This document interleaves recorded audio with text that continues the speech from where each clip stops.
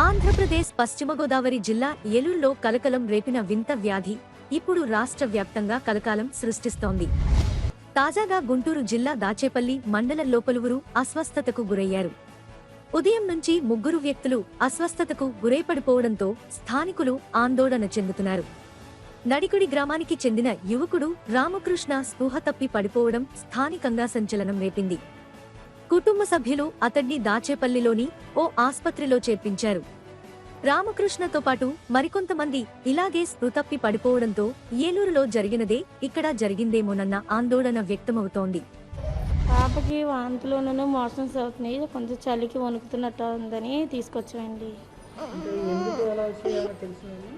ఇంకా ఏం చెప్పలేదండి, నైట్ జాయిన్ చేయం అంతే.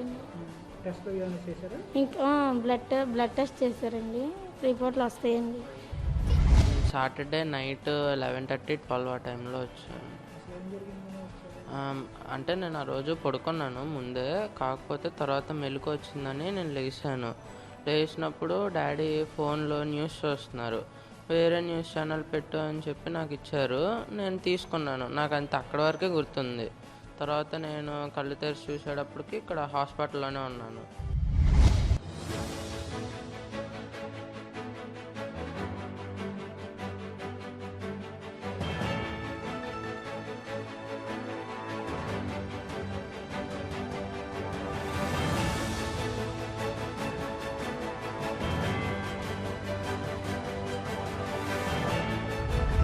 స్థానికంగా ఉన్న పరిశ్రమల నుంచి వెలువడుతున్న వ్యర్థాల కారణంగానే అనారోగ్యానికి గురవుతున్నామని గ్రామస్తులు చెప్తున్నారు.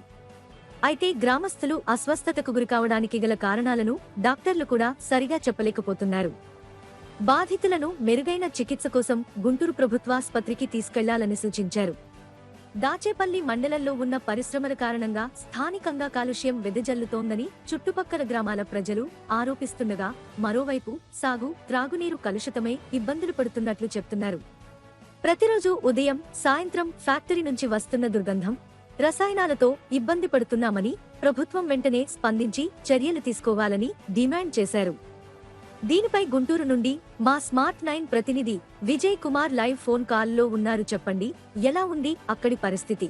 ధన్యవాదాలు మేఘన. పశ్చిమ గోదావరి జిల్లా ఏలూరులో కలకలం రేపిన వింత వ్యాధి ఇప్పుడు రాష్ట్ర వ్యాప్తంగా కలకలం సృష్టిస్తున్న విషయం అందరికీ తెలిసిందే. అయితే ఈ వ్యాధి ఇప్పుడు రాష్ట్రంలో మరి కొన్ని ప్రాంతాల్లో విజృంభించడం రాష్ట్ర ప్రజలకు భయాందోళనలకు గురి చేస్తుందని అనడంలో ఎలాంటి సందేహం లేదు.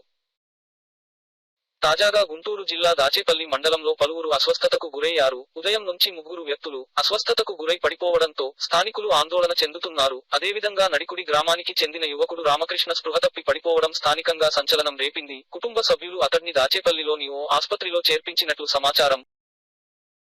అయితే ఇంతకు గ్రామస్తులు ఈ విధంగా పడిపోవడానికి కారణం అటుపక్క ప్రభుత్వ అధికారులు మరియు వైద్యులు కూడా వివరణ ఇవ్వకపోవడం బాధాకరమైన విషయంగా గ్రామస్తులు ఆవేదన చెందుతున్నారు. అయితే దీపై మరింత స్పష్టమైన సమాచారం కోసం వేచి చూడాల్సిన అవసరం ఉంది.